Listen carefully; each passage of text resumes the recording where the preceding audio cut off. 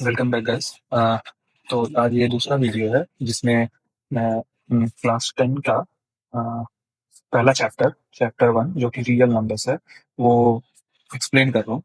पढ़ा कह रहा हूँ, एक्सप्लेन कर रहा हूँ जस्ट, ठीक है। तो ये रियल नंबर्स का एक्सरसाइज 1.1 में जितने तरीके के क्वेश्चंस थे मैंने पिछले वीडियो में बताया था, आप उसको चेकआउट कर सकते हो। मैं ट्राई करूंगा प्ले लिस्ट बनाने का, हालांकि मुझे अभी पता नहीं है कैसे बनाता।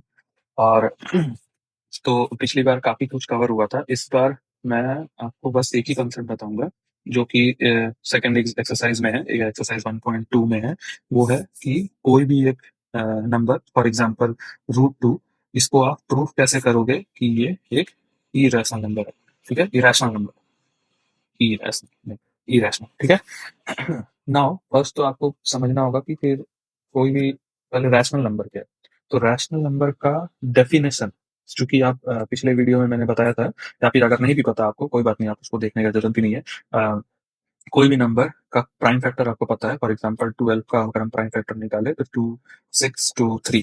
तो आप देख सकते हो कि ये जो है 12 को हम 2 टाइम्स 3 में फॉर्मेट में लिख सकते हैं, जो कि ये प्राइम नंबर्स है। इनको अब आप और डिवाइड नहीं कर सकते हो। 2 को आप डिवाइड करने जाओगे तो 2 टाइम्स 1 ही लिख सकते हो, क्योंकि बहुत एक वापस प्राइम नंबर्स है। प्राइम नंबर्स भी आपको अगर नहीं पता तो प्राइम नंबर्स होता है जो कि और डिविजिबल नहीं हो सकता, जैसे कि 1, 2, 3, 5, 7, इसको आप और डिवाइड नहीं कर सकते। ऐसे अनगिनत प्राइम नंबर होते हैं। तो आप कोई भी नंबर को पहले तो आप प्राइम फैक्टर्स में लिख सकते हो, जैसे कि ये। उसी तरह तो रैशनल नंबर का हम डेफिनेशन ही, जो मैथमेटिशियंस है बड़े बड़े, वो डिफाइन किए ना किसी चीज को। तो रैशनल नंबर को जब डिफाइन करने गए तो वो बोले कोई भी नंबर जिनको हम पी बाई क्यू के फॉर्म में लिख पाए, जहां पे क्यू जो है नॉट इक्वल टू जीरो, और ये दोनों जो है प्राइम नंबर्स होने चाहिए, ये अपने लोएस्ट फॉर्म में होने चाहिए। इनको आप और डिवाइड नहीं कर सकते। जैसे कि अगर मैं लिखूं 12/6, तो इसको मैं भी लिख सकता हूँ 2 बाई, यहाँ पे कट करके 2 टाइम्स 6, या फिर 6 टाइम्स 1, 6 टाइम्स 2, तो 2/1। तो एक्चुअल में ये है रियल नंबर का डेफिनेशन, 2/1। ये नहीं है रियल नंबर 12/6।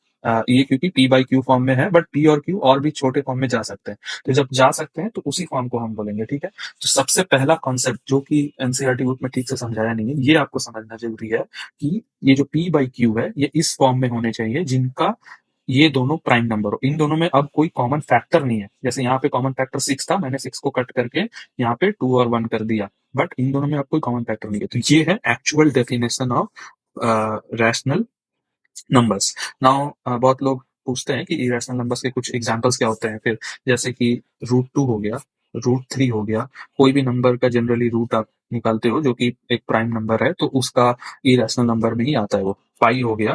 तो ये सब नंबर आते हैं इरेशनल नंबर, ठीक है। ओके, एक और कॉन्सेप्ट आपको समझना होगा जो कि है रूल ऑफ स्क्वायर। ये बहुत ही सिंपल कॉन्सेप्ट है, बस इसका नाम आपको याद रखना होगा, क्योंकि ये स्टेटमेंट आपको लिखना होगा जब भी आप प्रूफ करोगे √2 ये रैशनल नंबर क्यों है। तो ये आपको रीजनिंग देना होगा। क्या है रीजनिंग? कुछ नहीं। फॉर एग्जाम्पल जब समझो कि 1 स्क्वायर 1 होता है, 2 स्क्वायर 2, 3 स्क्वायर 3, 4 स्क्वायर 4। आप एक पैटर्न नोटिस करो इसमें। कोई भी नंबर जो कि इस साइड है, अगर वो इवन है, तो ये गारंटी है कि जिस नंबर का वो स्क्वायर है वो भी इवन ही होगा। आप देख लो, 100 एक इवन है, तो आप देख लो 10 का स्क्वायर है वो, तो 10 भी एक इवन है। फॉर एग्जाम्पल कोई भी अगर x का आप स्क्वायर निकालोगे तो एक्स स्क्वायर आएगा। अगर ये एक्स स्क्वायर का वैल्यू इवन आया, इज इवन, तो अगर ये यस है तो इसका मतलब कि आप बोल सकते हो कि x भी इवन था। ये यही है रूल ऑफ स्क्वायर। तो ये बस कुछ नहीं है, ये एक पैटर्न है जो कि हम जानते हैं ट्रू है। हम इसका यूज करेंगे प्रूव करने के लिए कि √2 इरेशनल नंबर है। इसको बस लिखना है, if a square of N integer is even. कोई भी एक इंटीजर का स्क्वायर अगर इवन है तो जो integer itself must be even. तो जो इंटीजर जिसका हमने स्क्वायर निकाला था जो इवन आया है, वो इंटीजर इटसेल्फ भी इवन होना चाहिए। तो अभी हम प्रूफ करेंगे, अब एक्चुअल प्रूफ स्टार्ट होगा कि कैसे हमें √2 को प्रूफ करना है कि भाई वो इरेशनल नंबर है। तो सबसे पहले हम, ये थोड़ा प्रूफ अजीब तरीके का है, इसको हम बोलते हैं प्रूफ बाय कॉन्ट्राडिक्टरी मेथड। कि हम पहले उसका उल्टा एज्यूम कर लेंगे कि चलो भाई पहले हम एज्यूम करते हैं, देखते हैं क्या होता है एज्यूम करके कि √2 एक रैशनल नंबर है, ठीक है। तो हमें लिखना होगा let √2 B assume, let's assume √2 as a rational number. पहले वो लिखा। तो हमें अब रैशनल नंबर के बारे में क्या क्या पता है वो हम इस पे अप्लाई करेंगे। जैसे कि √2 अगर रैशनल नंबर है तो √2 को हम a बाई बी फॉर्म में लिख सकते हैं, जो उसका सिंपलेस्ट फॉर्म होगा, जहां B is not equal to zero. लिख सकते हैं, कोई प्रॉब्लम नहीं है इसमें। ठीक है, तो हम स्टेप 2 अब क्या करेंगे, अब इसी इक्वेशंस में कुछ-कुछ ऑपरेशंस करेंगे। दोनों तरफ स्क्वायर कर दो, तो क्या हो जाएगा, root 2 square equal to a by b का होल स्क्वायर। इसको हम लिख सकते हैं 2 equal to a square by b square या a square equal to 2 b square. ठीक है, इसको याद रखो। ठीक है, इसको इक्वेशन नंबर 1 दे दो या जो भी। अब स्टेप 3 में होगा, हम प्रूव करेंगे कि जो ए है वो इवन है।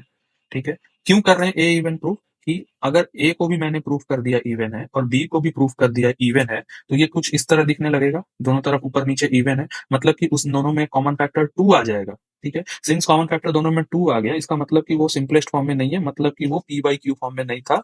तो इसका मतलब हमारा एजम्पशन रूट 2 का जो है वो इनकरेक्ट था, रैशनल वाला। तो ये स्टेटमेंट गलत है, तो हम प्रूफ कर दिए ये एक इरेशनल नंबर है। आई नो थोड़ा स्टूपिड मेथड है, बट इसी तरीके से हम प्रूफ करते हैं कि रूट 2 एक इरेशनल नंबर है। पहले उसको हम रैशनल प्रूफ मानते हैं कि चलो भाई रैशनल है, उसके बाद हम प्रूफ करते हैं कि वो जो ए बाई बी फॉर्म में है वो सिंपलेस्ट फॉर्म में नहीं है, दोनों दोनों ही इवन है, ऊपर ए भी इवन है बी भी इवन है।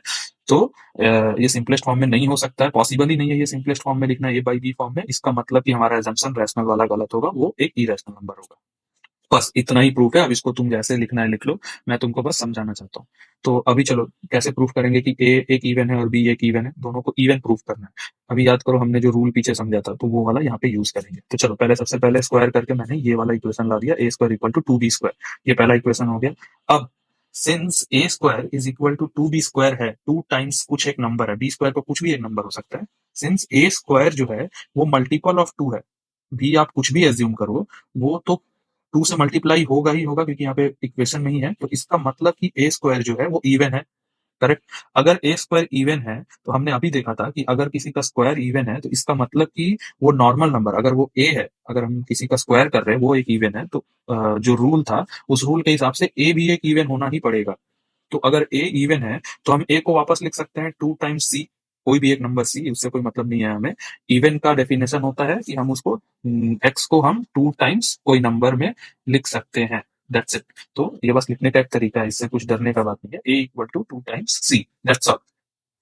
ये कहने का मतलब है कि ए एक इवन नंबर है, इससे प्रूफ हो चुका है। अब स्टेप 4 में हम प्रूफ करेंगे कि भाई बी भी एक इवन है। ये कैसे करेंगे, हम ओरिजिनल जो अपना ये वाला इक्वेशन था 1, इस पे हम ए का वैल्यू 2c डाल देंगे। 2c का मतलब कुछ नहीं, आगे इट्स जस्ट एन दिखाने का तरीका कि एक ये इवन नंबर है, ए एक इवन नंबर है।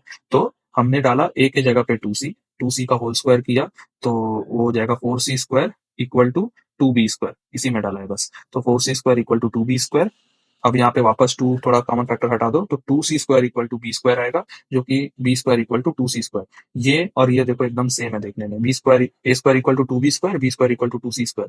कहने का मतलब ये है कि अगेन b² जो है वो इवन एक इवन नंबर है। क्यों, क्योंकि वो 2 से मल्टीप्लाई हो रहा है, उसके फाइनल रिजल्ट में 2 से मल्टीप्लाई हो रहा है। तो बी एक इवन हो गया। सिंस बी एक इवन हुआ, b² एक इवन हुआ, तो डी भी इवन होना पड़ेगा, भले ही वो किसी और इंटीजर का एक 2d लिख सकते हैं, भले c² को हम d लिख दिए तो 2d हो गया।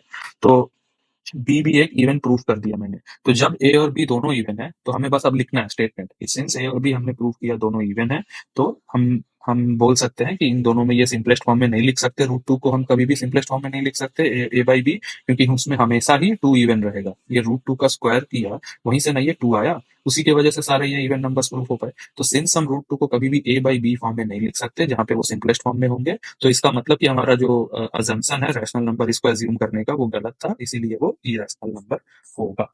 बस इतना ही होगा। तो इसी के साथ चैप्टर 1 फिनिश होता है।